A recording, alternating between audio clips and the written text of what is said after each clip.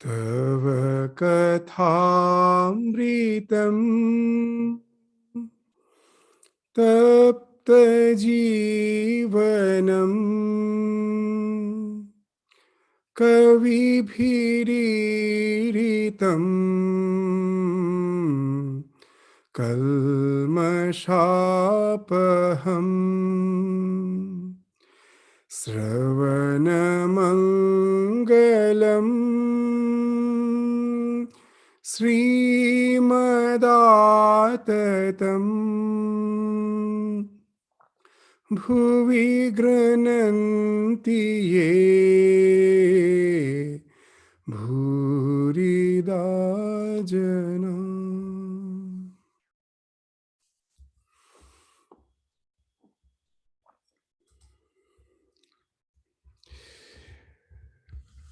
So, we will continue with a study of the Gospel where we find Sri Ramakrishna is visiting Vidyasagar, and the discussion, the scholarly discussion was going on. Sri Ramakrishna in his unique way, with the simple words, was speaking of some profound philosophy. His words are so simple that sometimes we even don't understand the real depth of it. That just in few sentences is encrypted that so much vast philosophy which we find in the yoga and in the Vedanta philosophy.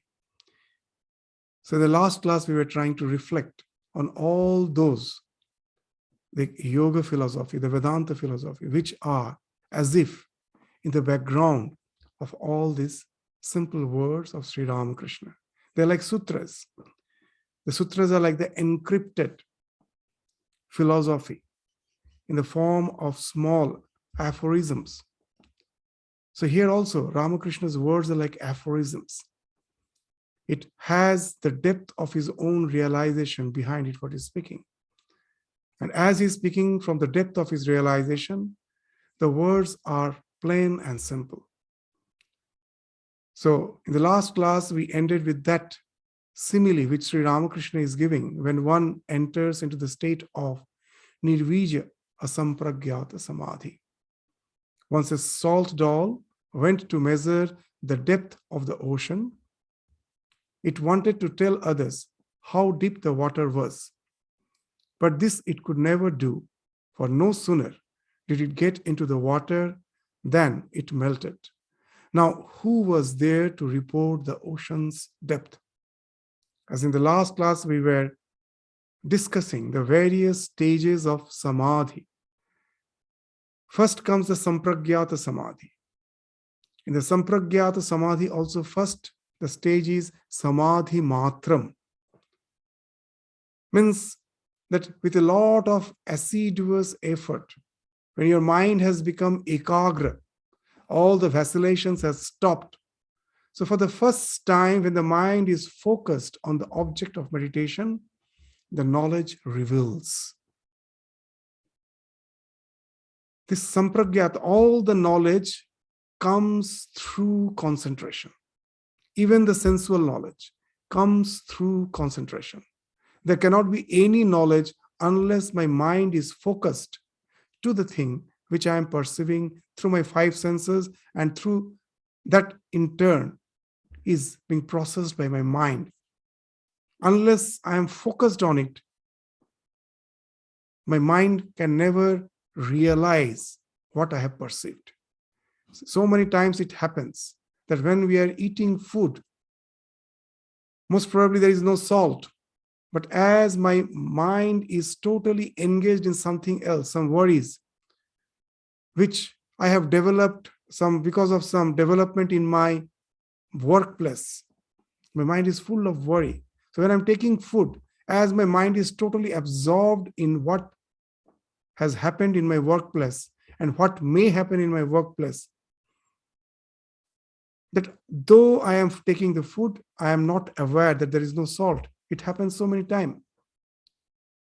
Someone else may point out, there is no salt, how are you taking? And then you may realize, the moment you focus, you realize.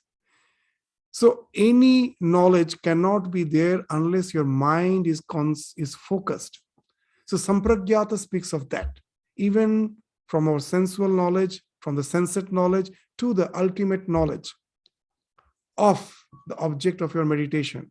It may be gross, it may be subtle. It comes through the deep absorption. And for that, the mind has to be ekagra.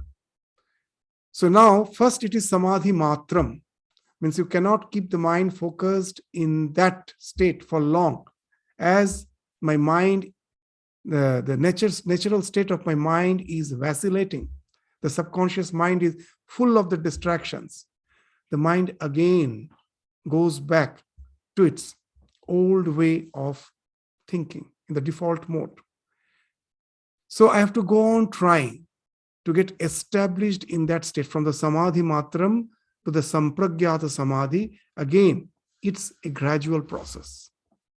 Now, when I reach the state of Sampragyata Samadhi, where you are established in yourself, and all the, I won't say established in yourself, established in the knowledge of yourself, that when you got established that I am the self, I am the Atman, I am the Brahman, what happens, there are innumerable mental modules, which all those mental modules are fixed with are hooked with the idea that I am this limited body. Whatever you like, whatever you dislike, are all related to this limited psychophysical existence. So when you get established in the knowledge that I am Atman, this is the negation of the fact that you're the body, you're the mind, you're the senses. Now there's all innumerable mental modules which are hooked with that limited ego. This new mental module is a negation of all those mental modules, because they're all the basic thing. There are varied likes and dislikes, but the basic thing, they're all hooked to the limited idea of your individuality. So this idea, which you have through contemplation, you have become focused that I am the Atman, I am the Brahman. When that is the natural state of your mind, all the others are bound to follow, because this negates all of them. Now, when the mind is in that one state of flow, that you are the Atman, still, it's not the real knowledge of the self. It's not the real establishment in the self. It is just the mind is having that one pointedness of that idea, I am the self, which is negated, which has enabled all the other mental modules to become inactive. Now, what happens, our knowledge gets limited because of our biases. When, suppose, I am in a park, just example which we give so many times, that how the biases limit our knowledge. That in a park, in one corner, there is a stump. And in the dusk, in the twilight hours, when the light is not sufficient, we will find that as per the bias, people will be seeing it differently. The thief who is running, who is running away from the police, who is afraid of the police, from a distance think it to be the police. The police who is in search of the thief thinks it to be the thief. The child who, after his play is over, is in search of the mother, thinks it to be the mother. The mother who is searching the child, that it's the time to take the child back home, thinks it to be the child. A lover who is waiting for his sweetheart thinks it to be sweetheart. So what is happening? As per the bias, my knowledge is getting limited. It's just the stump of the tree. So as long as all those mental modules are having their play, we can never have the knowledge which is beyond all limitation. When all the bias falls up, because all the modules have become inactive, then the thing which first becomes palpably visible is the knowledge that I am the self. From that comes para vairagya, supreme renunciation. What is the difference between renunciation and supreme renunciation? Renunciation means with a lot of effort, with a lot of conscious effort, I got rid of one of my inordinate attachment. That is renunciation. Supreme renunciation is when I get established in the knowledge that I am the self and all the mental modules have fallen off. all at once. Your mind is free. Nothing is to obstruct. And now the mind starts embracing the past which you have already traversed. As our mind is immediately focused with the things of the present, it never can encompass the past. Now the past becomes palpably visible. From that comes para-vairagya. You see that how many fruitless efforts we were going through, life after life, thinking these worldly achievements to be the be-all and end-all of our life. How at last we were totally dissatisfied, discontent, as if whatever nature has given me, everything has been taken away. Totally as like a destitute, I have to leave the world. It happened again and again. From that para-vairagya comes. And now the idea comes that I have to go beyond this limited existence. Even the thought, I am the Atman, I am the Brahman, that also is holding to the mind, the last bit of the mind, that also I have to relinquish. It's very difficult to understand from this state of existence that what's the state of mind of that person. And from there, now and then the mind will be going to the thoughtlessness, to leave even that thought that I am the Atman, or if you're a devotee of God, the thought of God, that falls off. It goes to the nirvija state. But as the subconscious mind is full of the vritti, ekagra vritti, the thing holding on to which you have went to that concentrated state, so it pops up. They pops up again and again, breaking that thoughtless state. But if one is really established in para-vairagya, he pursues again and again to the thoughtless state, so that becomes the natural state of the mind, where even the ekagra vritti is washed away at last. That's the time when Sri Ramakrishna is speaking of this example, that the one whose mind has now, the habitual state has become this, to remain in the thoughtlessness. He's like that salt doll. At the moment he went to measure the depth of the ocean, and it wanted to tell others how deep the water was, but it could not, because you're beyond the mind. It could never do, for no sooner did it get into the water that it melted. Now, who was there to report the ocean's depth? So this is the state of nirvija Sampragyata Samadhi. So when the first time I get Sampragyata Samadhi, then also this doesn't happen. That Sri Ramakrishna will be speaking of immediately after that. It happens when thoughtlessness state becomes the habitual state of our existence. Sri Ramakrishna in some other part of the gospel have mentioned such a person is bound to die within 21 days. His body will fall off like a dried leaf. Just from a plant, when a dried leaf just gets detached from the branch and falls off, like that, we get as if detached from the so-called nature, and the self as if gets totally detached like a dry leaf, never to come back to this world of transmigration.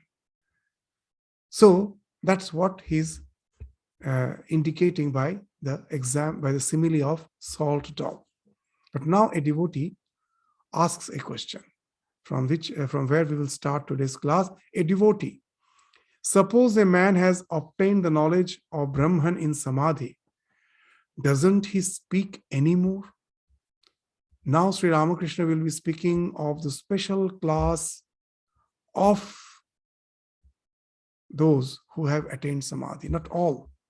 Many are there who want to merge, but there are the so-called avataras, the acharyas, who keep the compassion, just keeps a little compassion to again come down to the sunset plane of existence to instruct the people. So they hold on to the mind out of compassion to come down to teach the humankind in the ways of spirituality. So that's Sri Ramakrishna will be indicating. Shankaracharya, one of the greatest philosophers of India, retained the ego of knowledge to teach others. After the vision of Brahman, a man becomes silent. He reasons about if he has not realized it. So these simple sentences are really it's very, very profound. He reasons about it if he has not realized it. In the Yoga Sutra, we have studied that samadhi, the initial stage of samadhi is called savitarka. If the object of your concentration is something gross, and if it's something subtle, it is called savichar. In Indian language and in Sanskrit, vitarka means argument. Vichara means discussion, argument, discussion. To discuss the pros and cons of a thing.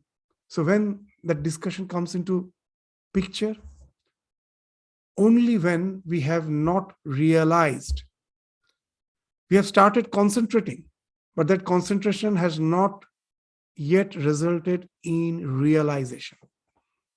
That example which we give again and again, that one have tasted the mango and he came and spoke about the taste of mango to a group of people. Now this concentration is even there in listening. They have listened intently about the taste of mango, that it's sweet, it has a nice flavor. Now they're trying to focus on this idea. Again, the concentration is there, but their focus is something which is misdirected. Because instead of trying to taste the mango, just mentally they're trying to reflect on those words and trying to find out the taste of mango. Now what will happen? There will be vitarka. There will be many people who will be cogitating in different ways as per their fund of experience. Some may say it is sweet like molasses. It has a flavor like jasmine. Someone may say it is sweet like honey. It has the flavor of rose. So like this, varied opinions will be there. In Yoga Sutra, it has been mentioned that unless the concentration leads to realization, then what happens? Three things: sabda, artha, jnana. Just see, so many ideas are in that one line, that if he reasons about it, if he has not realized it, what happens? Shabda, artha, jnana. What is shabda? Shabda is the word mango, shabda. Unless I have tasted it, a jnana, the moment I hear the word this mango, a type of knowledge I conceptualize in my mind, that is the jnana. And what is artha? Artha is the real taste of the mango, the real meaning, the real taste of the mango. So these three are distinct, they are separate. Shabda, artha, jnana. And that results in vitarka. All the reasoning happens because I have not realized. Though the process of concentration have started, either it is misdirected or it has not taken me to the realization. Once I realize, those all people who were arguing about the taste of mango, now someone comes and gives them a piece of mango, to each a piece of mango. All tests. Do you think any argument can continue after that? All will become silent. All have realized that the words they have heard is true, but as they had not the required fund of experience, they were having a knowledge which was not tallying with the real experience. The jnana and artha were not attuned to each other. The concepts were also varied. The moment they taste the mango, immediately the argument stopped. They all realize immediately that what I was thinking was not the correct thing. Now I have realized. So that will result in silence. So with this simple example, we will understand that how profound truth is being spoken of here. So he reasons about if he has not realized it. If you heat butter in a pan on the stove, it makes a sizzling sound as long as the water it contains has not dried up. But when no trace of water is left, the clarified butter makes no sound. So this water speaks of the dross in our mind. Unless we got rid of the all the mental modules, and that one mental module which fix of my concentration, I've got established in that, the water is still there, all the so-called dross is still there, so all the argument is still continuing. The moment all the water has gone means I went to that realization, all the dross has fallen off, and all the so-called sound stops, the sizzling sound stops. But again, the sizzling can start. Well, if you put an uncooked cake of flour in that butter, it sizzles again. So it's the avatar, the prophet, those who out of compassion again come down. They went to that state of nirvikalpa samadhi, but they never merge. They again come back to that state of mind, that evolved state of mind, which is ekagra, which is always established in the region of the divine. It is always established in that. It never comes down from that state because it is already, that mind has already been purified to be in that ekagra state. After coming down to that state, from that divine awareness, from the awareness of the divine, he comes to preach the humankind the way out. So that's why the sizzling has to start again. So how nicely, with a very common example, Sri Ramakrishna is explaining the state that if you hit butter in a pan on stove, it makes sizzling sound as long as the water it contains has not dried up. So it speaks of the spiritual endeavor, which is yet to take you to the realization. But when you go to the realization, but when no trace of water is left, all the dross has fallen off from your mind, all the vacillations have stopped, you are now in the state of realization. When no trace of water is left, the clarified butter makes no sound. Now you come down from that realization, holding onto that state of divine awareness, God consciousness, to preach mankind. So again, the sound has to come. So if you put an uncooked cake, that is the interaction of the divine, of the realized soul with the common humankind, the unenlightened mass is the uncooked cake of flour. They're the unenlightened mass. So again, it is coming in association with the unenlightened people. The enlightened comes down to meet the unenlightened, and now he has to instruct, and that's why the sizzling again starts. So if you put an uncooked cake of flour in that butter, it sizzles again. But after the cake is cooked, all sound stops.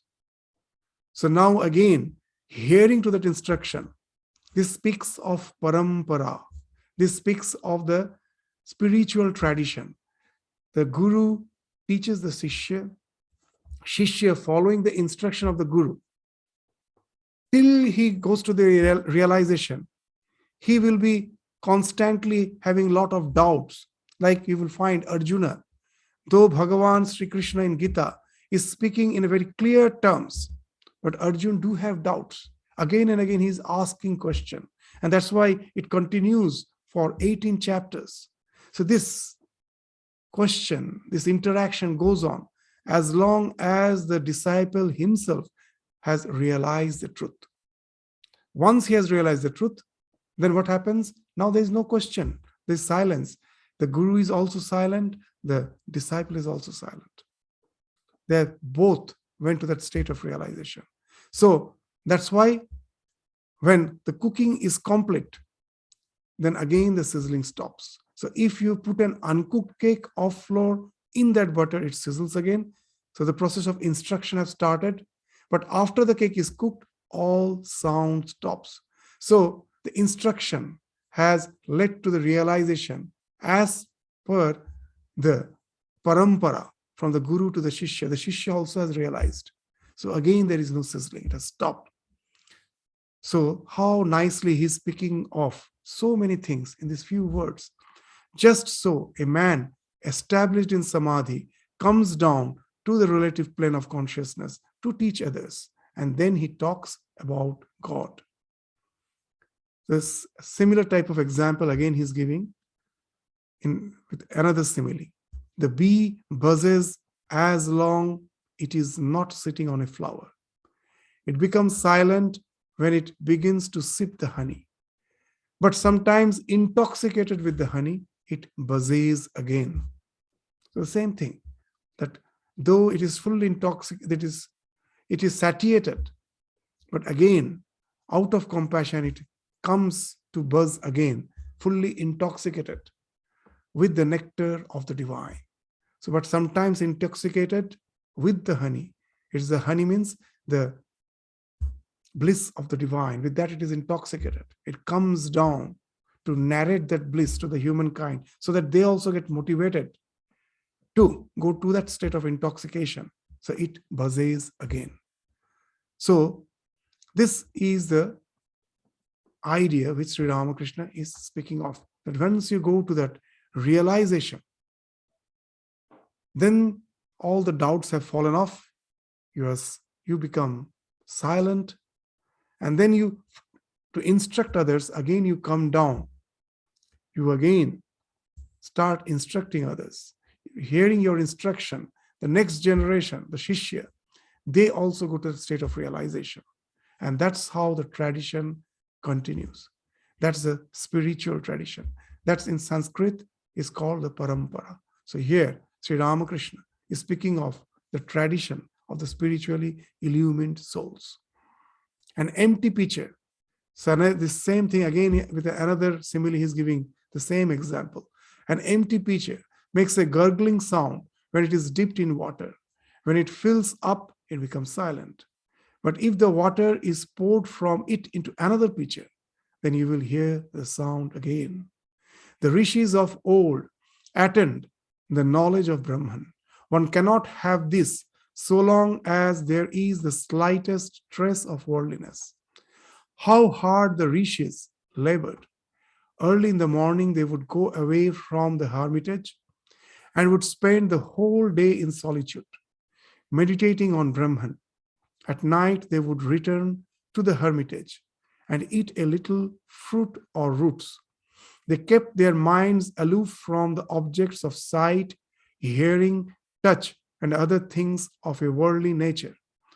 Only thus did they realize Brahman as their own inner consciousness. So it speaks of the sadhana, chatushtaya, which has been spoken of in Vedanta. Viveka, Vairagya, Samadhamadi, Shat Sampatti, and Mumukshutva. So this totally cutting oneself off from all worldly engagements.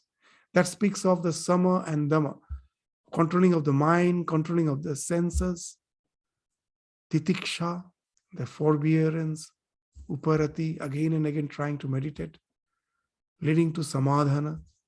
And for that, you have to have shraddha in the words of the Guru, because it's not going to happen in a day.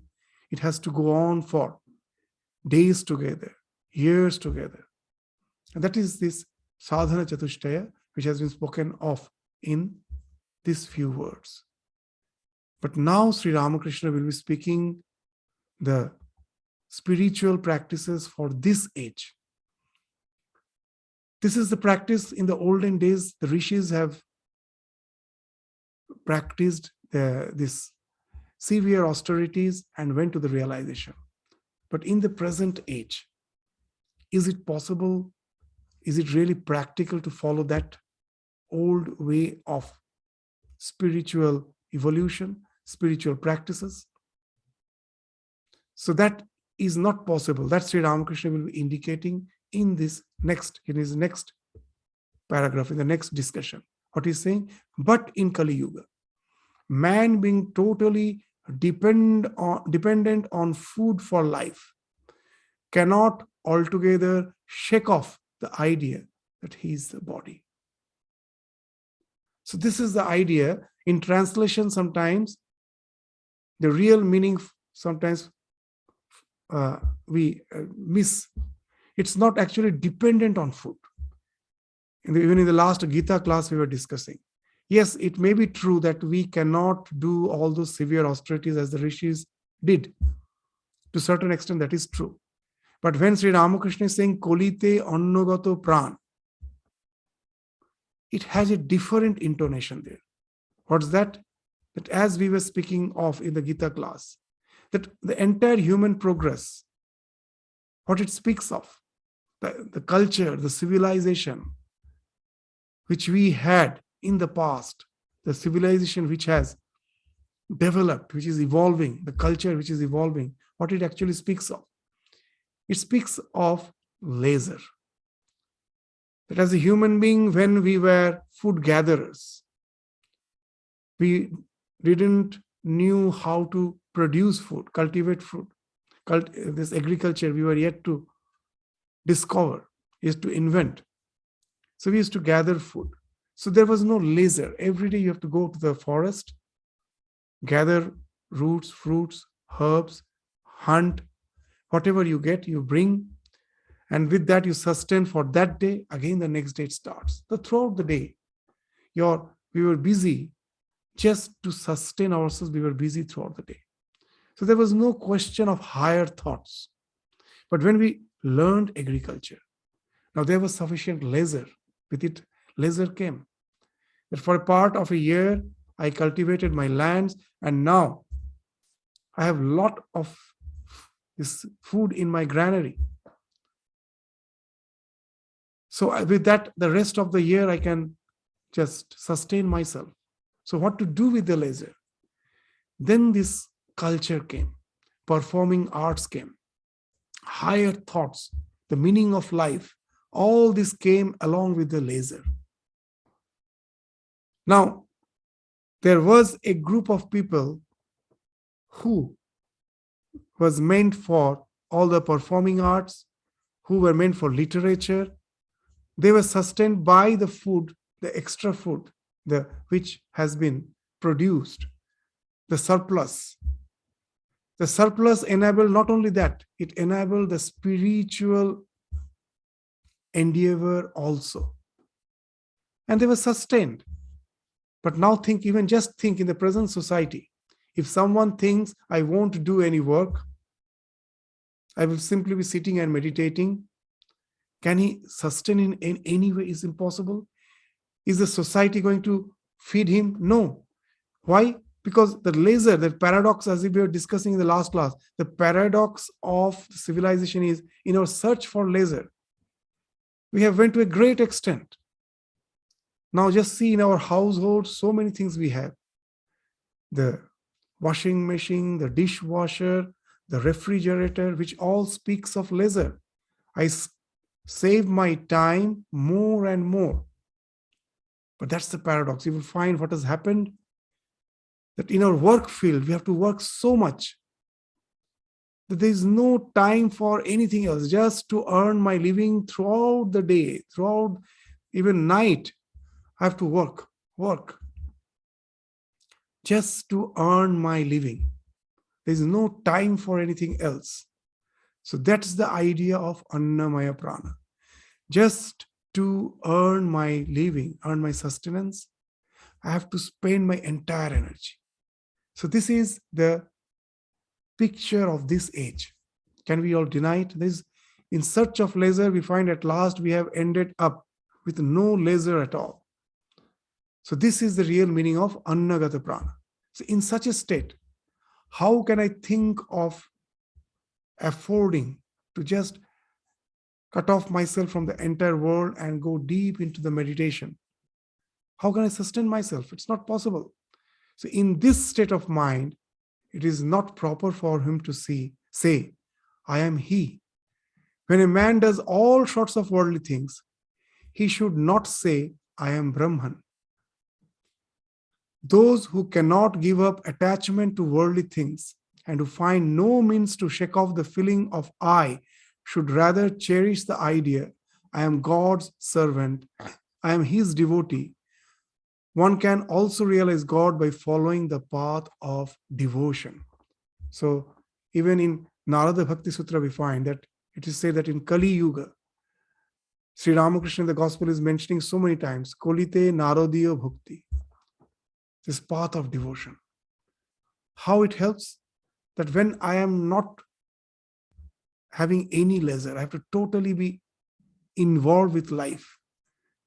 There, I'm totally involved with the sensuous pleasures of the world. I cannot cut off. Then what's the way out? How can I practice that jnana? It's very difficult.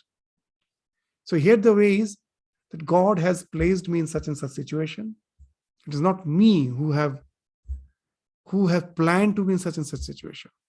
If we really look at our own life, the family in which I am born, this all the environment which I got there, which at last ended up in having certain type of career, this academic education, resulting in certain profession or some business, whatever it may be, we will find that we are as if in a flow. We are carried by the flow. I have no power to simply, change the flow. So there is a higher power behind this existence. I am a limited being. I cannot even conceive of the idea of that one who is much larger than life. But I can understand that life is being carried by some higher force. Man proposes, God disposes. So many things I have thought of my life in my own way, that I will be such and such person. I will be professing to have such and such profession, and we find that actually it never happened. The life flowed in its own way. All the ideas which we had as a student, that when I will be in certain profession, all the problems of life will be solved. I will be enjoying the life. You found that all the problems came in its something hidingly. Inevitably it came. We couldn't avoid them. The joys and sorrows of life, it just came. God has disposed them. We propose so many things. So if that's the case, now in this life, the detachment, by physically detachment, is almost impossible. That I cut myself off from the sunset world, dive deep in meditation, and for my sustenance, the society will be there to take care of me. That's not possible. So what we can do, I have to be in this world totally engaged. But in that, I can practice that idea of that we say again and again: seek not, avoid not. God, whatever situation God has placed me, I'm happy with that. And there's a bigger plan of life in which I have to play a certain role. I play it with all the faculties which again the divine has given me. And at last, the result also, I don't hanker. I give it offer it to the divine. So this is possible in this life with all the work. With this attitude, what happens at last? The real thing is detachment and to annihilate the ego. As Sri Ramakrishna used to say that, Ami mukto habo kabe, when shall I be free? His answer used to be, when I, that I is in the inverted comma, when I cease to be. It is this limited sense of I that has kept us bound. And we can get rid of it in many ways. In the olden days, when leisure allowed us, we do have resorted to that type of spiritual practices. But in the present age, it's not possible. But still, if the goal is to get rid of the ego, there are many ways. I need not have to just resort to that one path alone. There are so many other ways. So that's why God descends. Avatara descends. Avatara means to descend. To instruct the humankind in the way of living which is suitable for that age.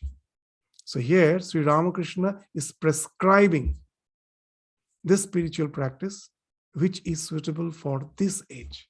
So here, let us read this line again. But in Kali Yuga, man being totally dependent on food for life cannot altogether shake off the idea he is the body. In this state of mind, it is not proper for him to say, I am he. When a man does all sorts of worldly things, he should not say, I am Brahman, because it will be contradicting. If you say, I am Brahman, and a thorn pricks you and you just cry out in pain, don't you think what you're saying is contradicting of what you feel? I'm not supposed to feel. If I am Brahman, then why should this thorn which is pricking me should give me pain? I am supposed to be beyond that pain. So what I am doing is called in Sanskrit ativada. I'm speaking something which I haven't realized. That's why in Mundaka Upanishad we will come to the idea of that who is a realized soul?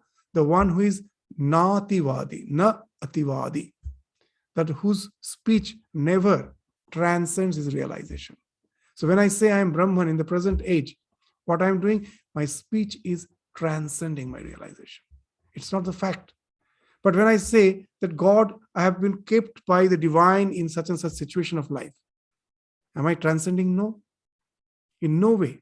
Even if the one who doesn't believe in God, can he say that the entire life he has planned? He cannot say that he is in certain situation for which neither seek nor avoid.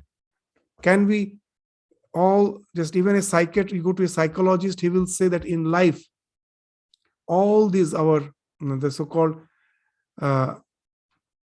chasing the dreams and not getting it is the cause of all the mental distortions. Seek not, avoid not, accept the life. Even a psychologist will counsel you that way. Accept the life. Don't be worrying too much about the future. Be at present. Do the thing which you are doing with full concentration. Even a psychologist will counsel you that way. And that's the thing which will be helping you to evolve spiritually. And there you are not resorting to ativada. You're not speaking a single thing which transcends your realization. The state in which you are, you're speaking of that only. So there is no question of vague ego. You will find in Narada Bhakti Sutra, there is a sutra where Narada is saying that bhakti is greater than jnana because even God hates ego. He likes humility. Say that's in the 27th sutra, in the Narada Bhakti Sutra, what it is? Ishvara api abhimana deshitvat, dainya priyatvat cha. That even God never likes ego. In our order, you know that Ramakrishna, we say, as Ramakrishna's father, Kshudiram, had a dream in Gaya. The deity in the Gaya is Gadadhar. He went for offering the Pinda in Gaya, and that's where he had the vision of Gadadhar, who in dream told him that he is going to take birth as his son. So we believe that Ramakrishna is the incarnation of Gadadhar. Now Gadadhar means one who is holding the mace in his hand. Gada, mace. The god with a mace in his hand. So in our order, jokingly we say that Gadadhar's Gada generally doesn't fall on you. Only in one case, sometimes you may, as a human being, you may do so many mistakes. Still, he's quite patient enough. The Gada will never fall on you. But know it for certain, if the ego starts developing, that ego is flared up. The ego gets flared up. Know it for certain, no one can save you from the Gada of Gadadhar. So that's the idea here. Ishvara api abhimana deshitvat, dainya priyatvat. He likes humility. Be humble enough to speak out what is the state of existence you are. Never pretend. So that's the idea which is being indicated here. So Ishvara api abhimana deshitvat dainya priyatvacha. So in this age, when I say aham brahmasmi, it's just like it's just like bragging. It's saying something which you really don't feel. So that path, when I'm alone, meditating, I'm not in touch with interaction with the world, then to think that I am Brahman is okay. But when you're interacting with the world, you're getting angry because some people are not doing the thing the way you want that things to be done. And you find anger, jealousy, rancor, everything is in your heart. And just you're saying, I am Brahman. How can that really help you spiritually? It's a type of, it's a fraudulent practice. It's a hypocrisy. So that's why this bhakti is better for this age when I have to constantly interact with the world. The jnani gives up his identification with worldly things, discriminating not this, not this. Only then can he realize Brahman. It is like reaching the roof of a house by leaving the steps behind, one by one. But the Vijnani, who is more intimately acquainted with Brahman, realizes something more. He realizes that the steps are made of the same materials as the roof, bricks, lime, and brick dust. That which is realized intuitively as Brahman through the eliminating process of not this, is then found to have become the universe and all its living beings.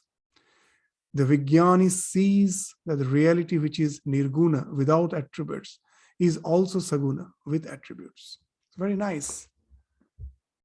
So I am looking at the spectrum of 7 colors.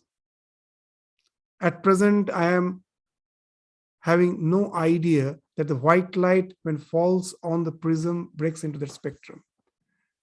So to me, this spectrum is real. And then the prism is taken away. I find this spectrum has vanished. I realize that the white light is the reality. The reality is the white light, which when passes through the mind, the prism called mind, it breaks up into this world of name and form. So now there's 2 things it speaks of. That once you have realized, first that spectrum was the reality. Once the prism is taken away, the spectrum has vanished. You know that white light is the reality. But does the spectrum in any way becomes totally something imaginary? No, you know. Now you know it for certain that that same white light, when passes through the prism, breaks into the spectrum of the 7 colors. Now these 7 colors you see as something, as a projection of that white light. So instead of taking it to be the reality, you take it as a projection of the reality. So now your vision has changed. Previously, the things which were matter of joy and sorrow, because you took them real, took them to be as real. Now it's only entertainment for you, because it's now a projection. He can relate to the same world. Just to give an example, as long as we are interacting with life, we meet some tragedy. It makes us feel so dejected. But when I see that tragedy, this same tragedy projected through the screen, projected on the screen, I know it's just for entertainment. I purchase the ticket, I buy the ticket and go to the cinema hall to see the tragedy. Why? It has become a mere projection for me. So now I can enjoy it. It can entertain me, though it's a tragedy. So similarly, this here Ramakrishna is speaking of that when you go to the realization, the prism has fallen off. It has now become one with the white light. Previously, all the spectrum was real for you. Now again, when the prism is kept, now you know this white light is not real. This spectrum is not real as the spectrum. They are real as the projection of that white light. And as their projection, they can entertain me, but they can in no way affect me. I'm not getting affected. I'm the self who is witnessing what's going on. So now the same, when I was through sadhana, I was trying to go to that realization. The entire world I relate it to as this, not this, not this. This, which Sri Ramakrishna is speaking of, that you're negating the entire world. And when you come back from that realization, then everything is the projection of that. So then your idea becomes not only this. Previously it was not this, now it is not only this. What I see, that's the projection of the ultimate reality. Not only that, there are so many things which is beyond my vision. They also are the projection of that same reality. That as we saw that in the Upanishads, in the Vedas, it is mentioned that if this world is just the 1/4, this world is a projection, is 1/4 projection of the divine. The remaining 3/4 is beyond our perception. It is beyond that. Tripadasya urdhang divi. This beyond this hour, the divinity, 3/4 of the divinity is beyond our perception. We cannot even visualize it. So that's the idea Sri Ramakrishna is speaking of here. So when you come down from that realization, now you're a totally changed person. You relate to the world with a totally different perspective. Nothing can bind you. You see the same world, but it cannot bind you. That story of that Swami Vivekananda, we can relate to it with this statement, the state of Jnani and Vijnani. What's that? Swami Vivekananda is saying that I was passing through the desert as a wandering monk. I was thirsty. I was in search of water. And then I suddenly saw a huge reservoir. I started approaching towards it. And then suddenly it vanished. It was no more there. I was seeing the reflection of the tree in the water, and it appeared to be like some, shady place. So I was approaching to relax there, and suddenly it vanished. It was no more there. So now this vanishing speaks of the realization, jnani, that knowledge dawned in. Oh, this is the mirage. I've heard of it. I thought I understood, but actually it was just a conceptual knowledge. Today the realization came. So that's the state of the jnani. Now what is vijnani? The next day again I'm passing through the desert. Again I'm thirsty. Again I see the reservoir. But there is a difference. Yesterday it dragged me. Today it cannot drag me. I know it is just a projection. So yesterday I was affected by it. Today it cannot affect me. I see it. I can enjoy it. Oh, see how the nature can play trick. It is just there, appearing as a huge reservoir. So that's the state of a vijnani, which is speaking of. So he comes down from that state, but he's no more a bound soul.